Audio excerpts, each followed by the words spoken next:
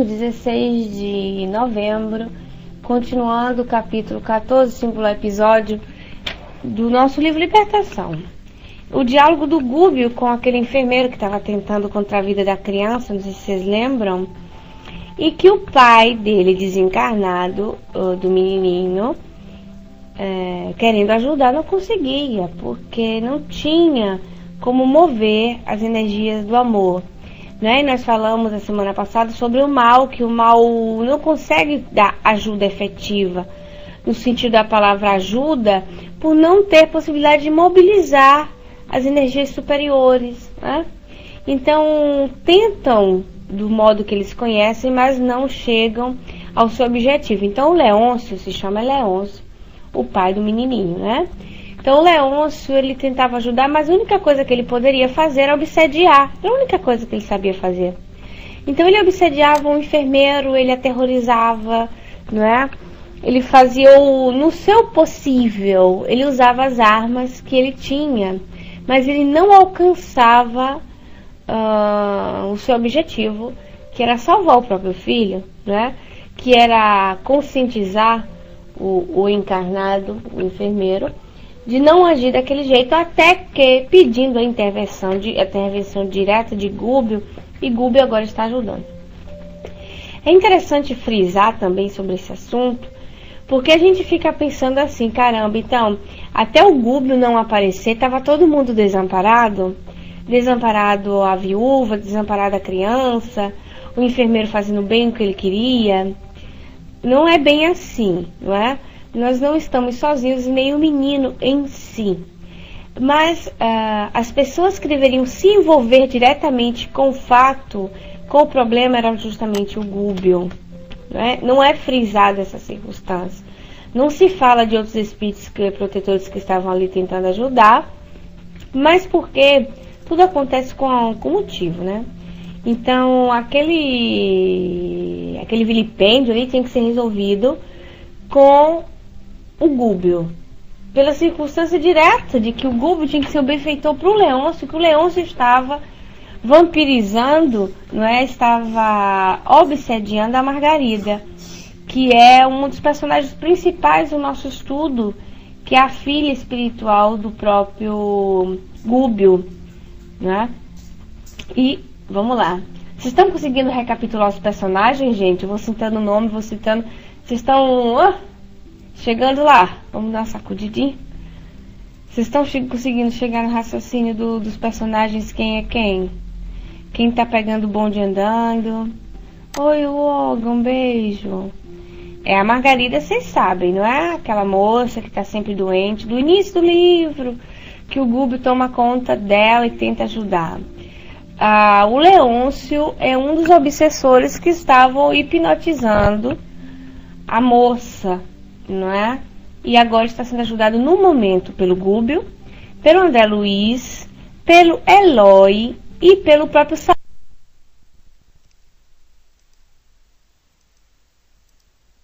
Saldanha.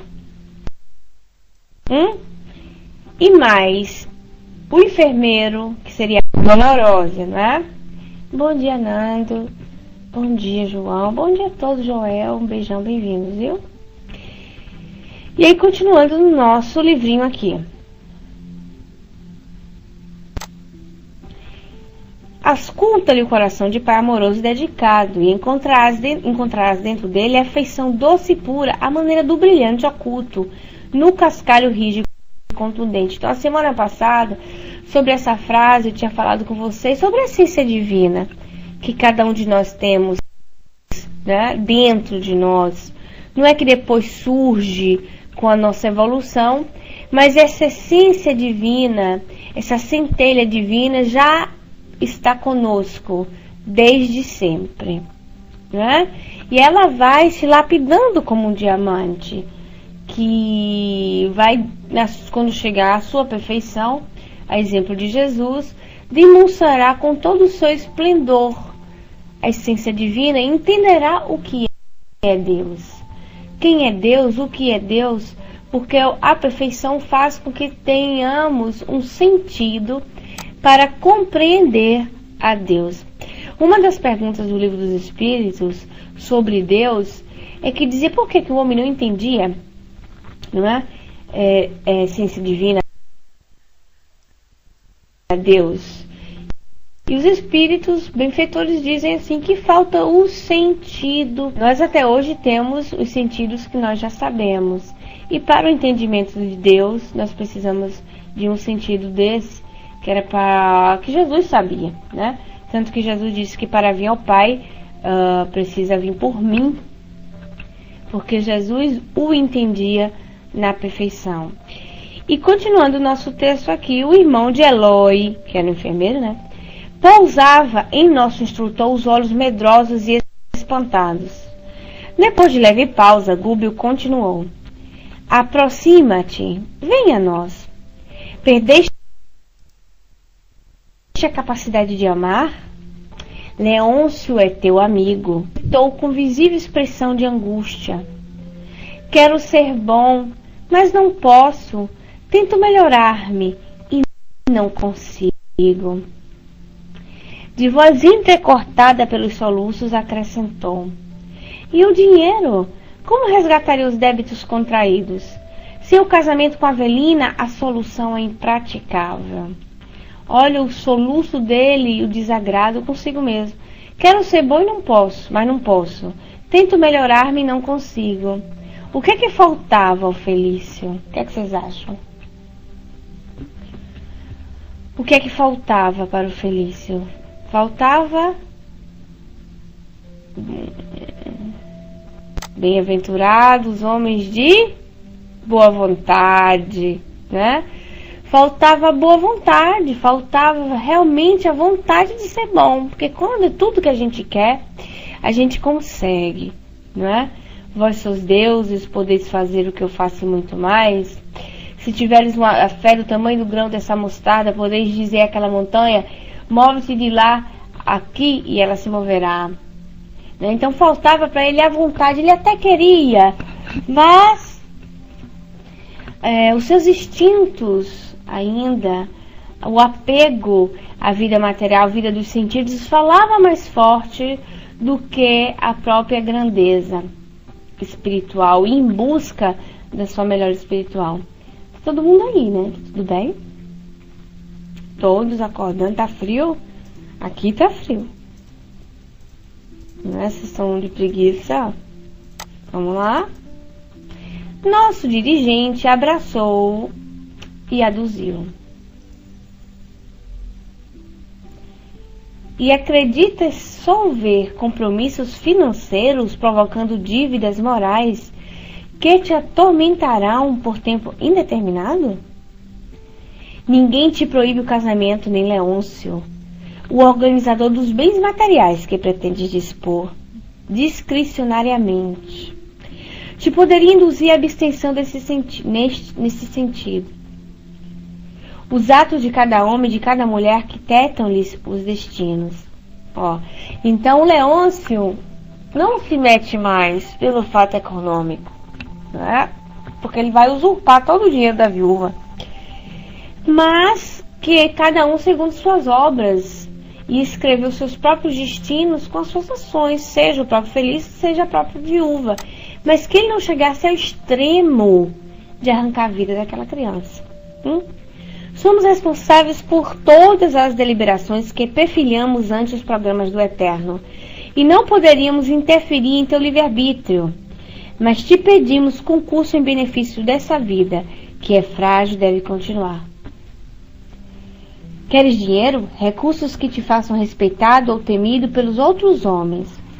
Convence-te, porém, de que a fortuna é uma coroa pesada demais para a cabeça de quem não sabe sustentá-la, e costuma arrojar a poeira através do cansaço e da desilusão. Todos aqueles que assenhoreiam sem horizontes largos do trabalho e benemerância. Então, olha, é uma prova difícil a própria fortuna. É uma prova difícil, porque nós não sabemos administrar esse potencial do dinheiro, né? E muitas vezes vira nossa cabeça, né? muitos de nós viramos a cabeça por muito perdemos em várias encarnações por causa da própria ambição, por causa da própria riqueza e o que o dinheiro poderia nos proporcionar. Não importa, pois, que comandes os valiosos depósitos de prata e ouro que Leôncio amontoou inadvertidamente, porque aprenderás com os anos que a felicidade não está metida em cofres que a ferrugem consome, né? Então você pode usar, eu dizia, né? Ao dizer o feliz, você pode usar todo o dinheiro que você quiser. Pode fazer uso do dinheiro, faça aquilo, só que você vai entender com o tempo que a felicidade não está dentro de cofres, que a ferrugem ou a consome. Todavia, Felício, interessamo-nos por tua promessa em favor desta criança, extenuada de sofrimento. Poupa-lhe o corpo inteiro e aguarda o futuro. Não tragas para o reino da morte semelhante delito, que te... Não traga... Não. Ok, desculpe. Que te confinaria o espírito às furnas trevosas de expiação e regeneradora. Então, olha, não faça isso, porque nós não temos direitos sobre a vida humana, como nós não temos nem sobre as nossas próprias vidas. E vai usando aquela linguagem bem clara para fazer entender todos os sofrimentos que ele poderia passar com um ato desse. Os inimigos que ele poderia construir, mais ainda, não é?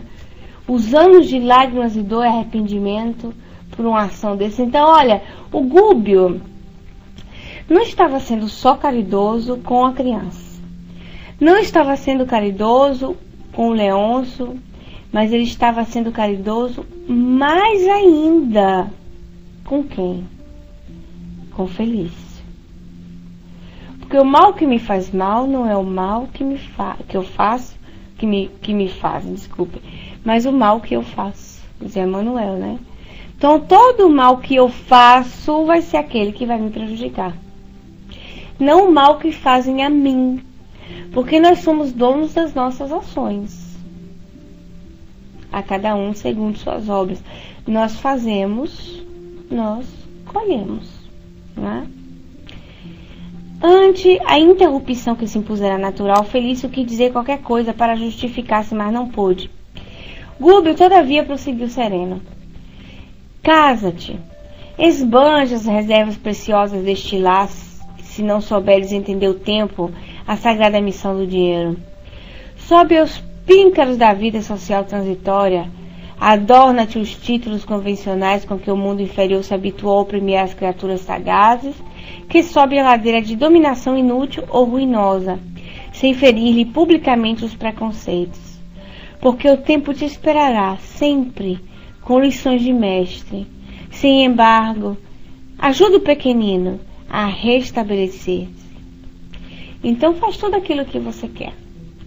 Joga o dinheiro fora, procura o destaque da sociedade, satisfaça, né, todos os seus anseios que a riqueza possa lhe proporcionar, mas por favor, salve a criança, né? Não tente contra a vida dessa criança, ele insiste. E endereçando o compassivo olhar ao hipnotizador de Margarida, acentuou: não é bem isto, Leôncio, quanto desejamos? Sim, confirmou o pobre pai em lágrimas enternecidas. O dinheiro não importa, e agora reconheço que a velhinha é tão livre quanto eu mesmo.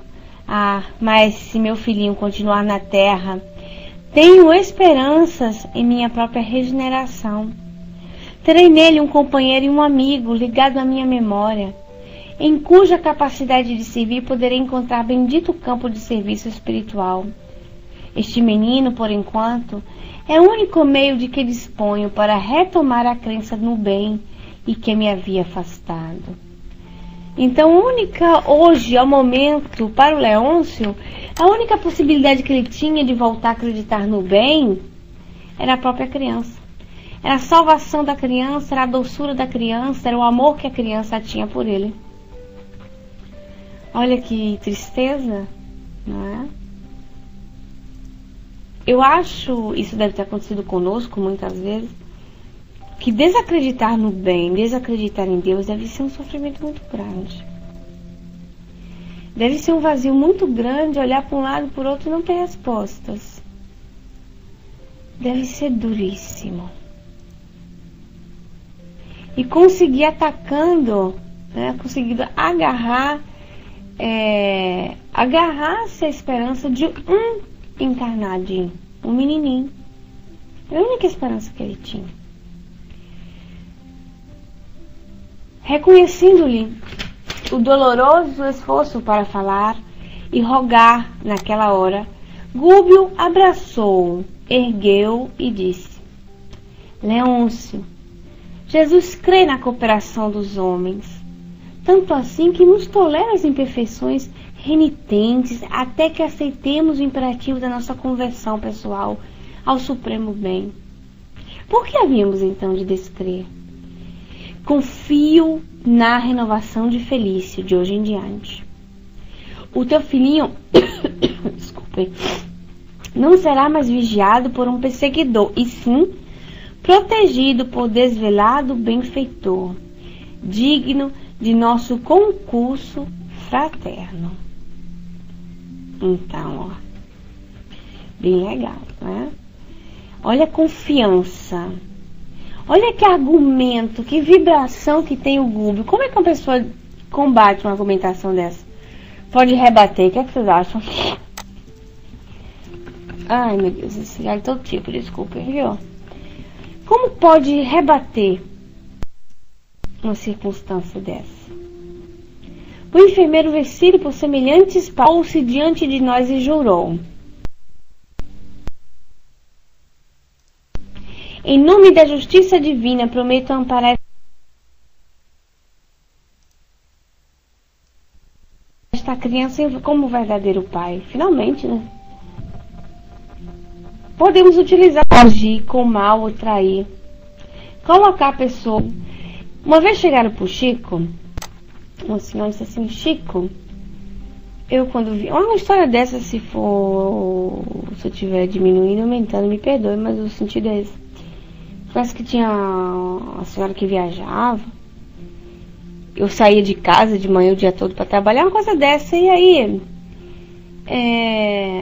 ela foi se lamentar com o Chico, que a vizinha, o vizinho, entrava pelo quintal e roubava as galinhas dela. Roubava galinha, frutas, essas coisas no quintal. E ela ficava muito sentida. Ela disse: Chico, e agora? O que é que eu vou fazer? Não é? Ela não queria agir com falta de caridade, tudo. E aí Chico disse assim para ela: então faça assim, minha filha. Quando você sair, pegue a chave da casa e dê na mão do vizinho. Diga: olha, fulano, tome conta da minha casa que eu confio em você. Porque tem acontecido umas coisas assim, assim. E eu prefiro deixar a chave na sua mão e tal. E eu fiquei imaginando aquela circunstância, né? Ele dizendo isso, a mulher que eu via, pois disse que desde aquele momento em diante não roubaram mais na casa dela. Não teve mais roubos, né? É pegar e... O Chico esperto, Pois é. Sem prejudicar nenhum nem outro, porque ladrão de galinha, né, Andréia? Mas amenizando entre ambas as pessoas. Quem sabe até criando uma futura confiança, né, entre aquelas pessoas, uma recapitulação, um refazimento de caminhos. Então o enfermeiro se ajoelha, jura que vai cuidar da criança agora como um pai. Em seguida, reergueu-se e tentou beijar as mãos de Gúbio, mas o nosso instrutor, abstendo-se delicadamente de receber a homenagem, recomendou a Eloy e a mim que conduzíssemos o paciente ao corpo físico, enquanto ele mesmo aplicaria passes de fortalecimento ao doentinho. Essa parte é muito interessante, eu queria que vocês prestassem atenção, porque nesse momento agora o Gúbio dá o Felício na mão do André Luiz e do irmão dele, o Eloy, né? E diz assim: olha, porta, leva-o até o corpo, né? Faz ele voltar pro corpo dele, tá lá dormindo, tá em desdobramento e tal. Bom dia, Sandrinha, bem-vinda. E aí, Felício abraçou-se a nós ambos e depois de nosso auxílio para reajustar-se no aparelho carnal, acordou no leito em copiosas lágrimas. Então Felício voltou pro corpo, acordou e chorou. Olha o mais interessante. O lance, porém, não terminou aí.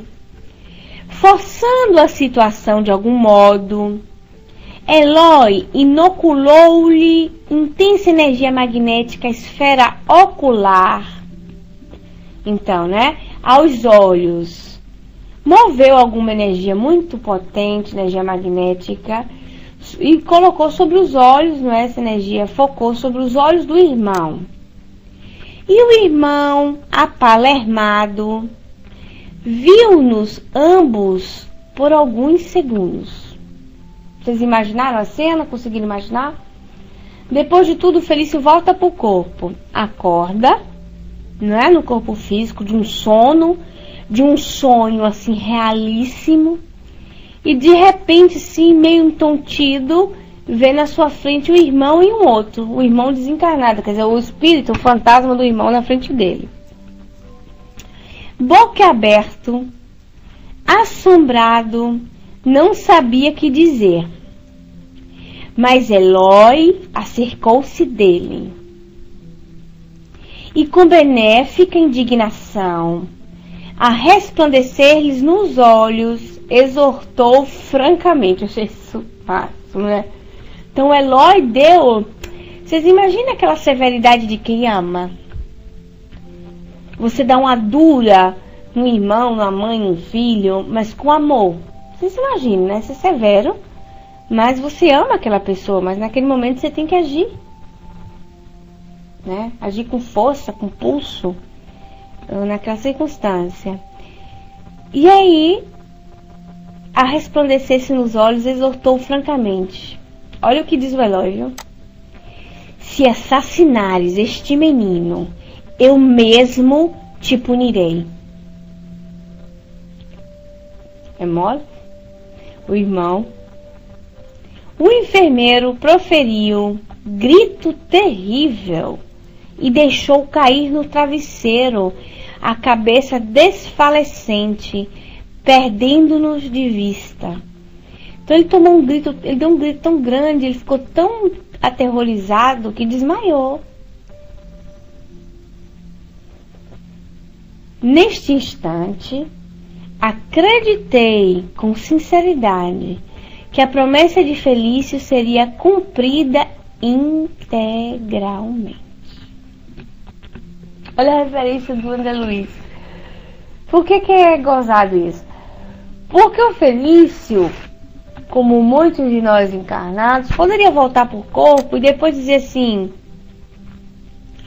caramba, né?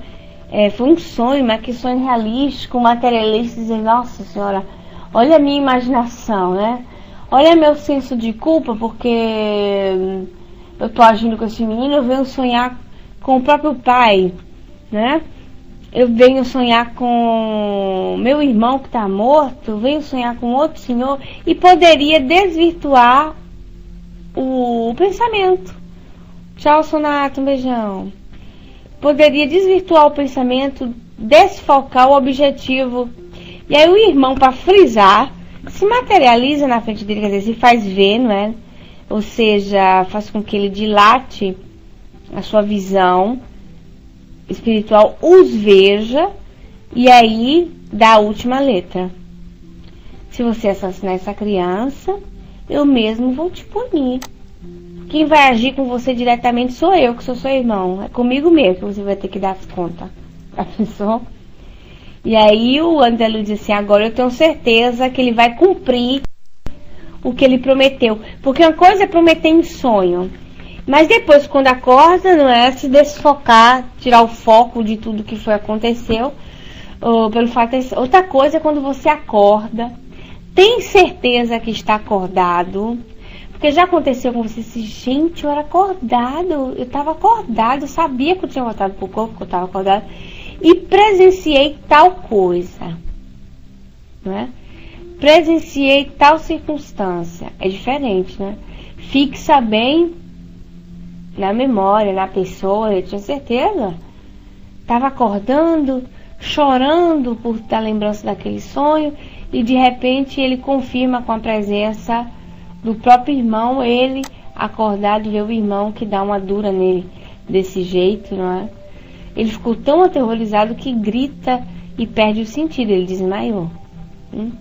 E aí concluímos o nosso capítulo singular episódio. Por que tratado por singular episódio? É porque até os nomes dos capítulos eles têm sentido, né? Por que singular episódio? Porque é engraçado que o fato de um irmão ter que socorrer um obsessor, que é o próprio outro irmão que está assassinando, criando todo o problema. Você já pensaram, tem que se envolver diretamente? Tem que se envolver diretamente numa circunstância dessa? Dura, é? Fácil não é. Então, acabando o nosso capítulo hoje. Passando para nossa amiga Maria, que vai continuar o estudo para mim, pedindo licença a vocês, tem que me retirar por problemas de força maior. Bom dia, Val, beijão. Nada assim de vocês se preocuparem, não. A Maria vai continuar aí comentando, fazer estudo, vai começar o capítulo novo para nós. Tudo bem, né, Val? Beijão para você.